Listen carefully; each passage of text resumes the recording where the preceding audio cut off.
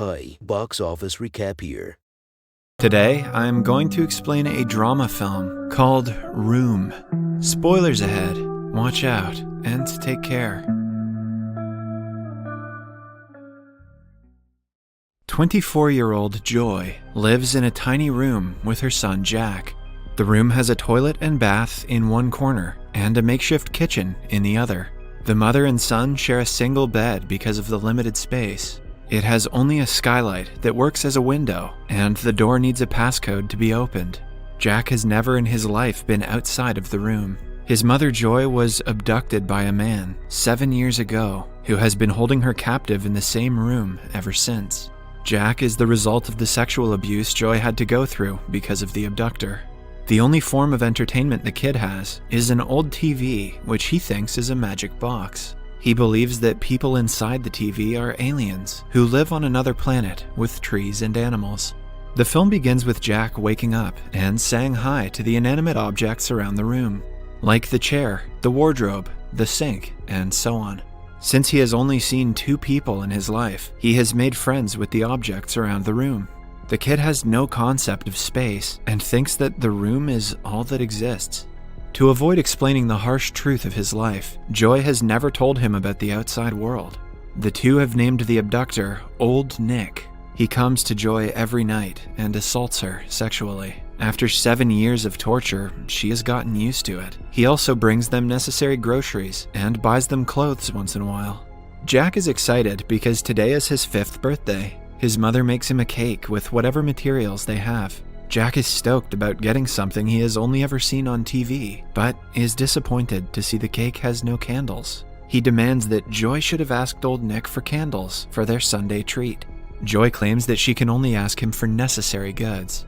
When it turns dark, she makes Jack sleep inside a tiny cupboard as usual. She does this so the kid won't have to witness Old Nick assaulting her. When the abductor enters the room, Jack watches him through the slats of the cupboard. He is terrified of going out because he can tell the man hurts his mother. The following day, as Joy is eating breakfast, a bad tooth falls out of her mouth. She hands it to her son, who keeps it in his mouth. Ew. They have breakfast, which is only a piece of toast. The kid wishes to eat something else, but Joy doesn't respond, knowing that this is all she can provide him. When Jack wakes up the next morning, he is overjoyed to see a brand new toy car on the table. Old Nick has brought it for him as a present for his birthday. Jack believes that Old Nick is a magician who can bring stuff out of the TV. He plays with the car for the entire day around the room. For an hour or so, the two scream at the ceiling, hoping to catch someone's attention, but as usual, nothing happens. Later, while talking, Jack mentions his imaginary pet dog Lucky. Joy tells him that Lucky isn't real, making him upset. When Joy is distracted, Jack sees a mouse on the floor for the first time in his life. He tries to touch it, but Joy notices and chases it away. He is sad because the mouse was the only animal he has ever seen. That night, while making dinner, Joy accidentally leaves the toaster oven on, and it catches fire. She quickly turns it off and tries to wave off the smell, hoping Old Nick won't notice. However, when he comes around at night, he smells the burnt cheese instantly. He gets annoyed and calls her names. When she snaps back with a snarky comment, he gets violently angry and almost hits her. It turns out he was laid off from work 6 months ago and can hardly provide for the 3 of them. Poor Jack tries to ignore the conversation but accidentally makes a noise. Old Nick notices and tries to open the cupboard to see him. To keep him from talking to her son, Joy invites him to the bed. Later that night, Jack sneaks out of his cupboard and tiptoes over to the 2 of them. Old Nick happens to be awake and sees the kid. He lunges for Jack, but Joy throws herself on top of him, preventing him from touching her son. An enraged Nick threatens to kill her and storms off, leaving a crying Jack behind. Joy consoles him as he sobs in her arms and apologizes for coming out of the cupboard. The next morning, the room is suspiciously cold. Joy notices that their heater is turned off, which means Old Nick must have cut off the power supply to the shed. Joy knows that they cannot survive in the cold for long. Moreover, with the shortage of money, she is afraid Nick will starve them to death. So, she sits Jack down and explains to him that they are being held in a shed by a bad person. She tells him that she was only 17 when Old Nick asked her to help him with his sick dog. He fooled her and kidnapped her in the shed. Before that, she used to live with Jack's grandparents in a house that had a hammock. The kid refuses to believe her and declares that trees, houses, and hammocks only exist on TV. Although Jack is stubborn, Joy keeps on telling him things about the outside world. She even shows him a dried leaf that has fallen on the skylight, but the kid insists the leaves are green, so she must be lying. The next day, while watching TV, he asks her if trees and people are real. Joy calmly explains to him how the real world works, finally making him believe her. Not wasting much time, she devises a plan to escape. She boils water and uses it to make it look like Jack has a fever. She even forces herself to vomit and spreads it around the pillow to make him smell bad. The kid cries and claims he doesn't want to do it. Joy doesn't enjoy seeing him crying, but she has no other way to escape. When old Nick arrives that night, she tells him that the cold has made Jack sick. Nick touches his forehead, which is burning because of the hot water. He claims that he will bring antibiotics tomorrow, and leaves. Joy is disappointed because she had thought he would take Jack to the hospital, where the kid would have a chance to escape. The following day, she thinks of a new plan. She asks Jack to pretend to be dead and rolls him up in a rug. She trains him to unroll himself and run for help.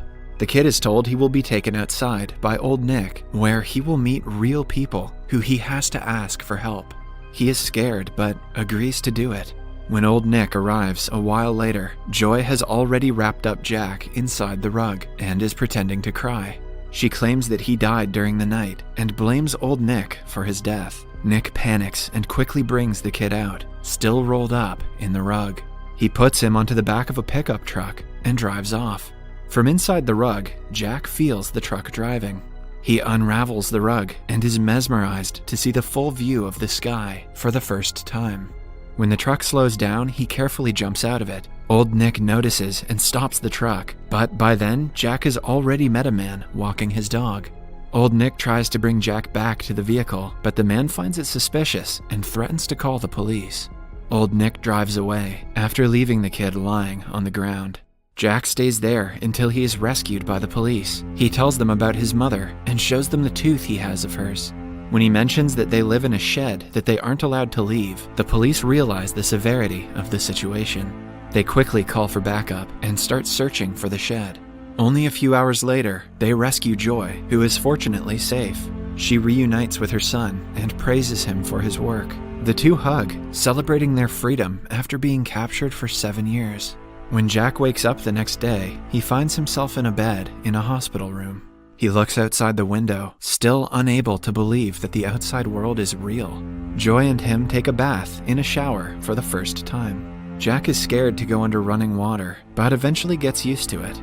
The doctors perform several tests on them and declare them healthy. They are recommended to wear a lot of sunscreen since they were hardly exposed to sunlight in captivity. Jack is also told to wear sunglasses if the world seems too bright. The kid is nervous to talk to the doctor, so he quietly whispers to Joy if he wants to say something. Joy's parents, Nancy and Robert, finally arrive at the hospital and embrace their long-lost daughter in a tight hug. They had accepted she was never going to return after suddenly disappearing one day. Joy is told that her parents have divorced and her mother is now dating a man named Leo. Following that, Joy and Jack are taken home, where a crowd of people and reporters have gathered to witness the return. Jack needs help to walk down the stairs because he is not used to it. He meets Leo, who is delighted to see both of them. After they are settled, Nancy comments that they should cut Jack's hair, but the kid quietly whispers that his strength is in his hair. At dinner, the family enjoys a nutritious meal that is foreign to Jack. He eats ice cream for the first time and experiences a brain freeze.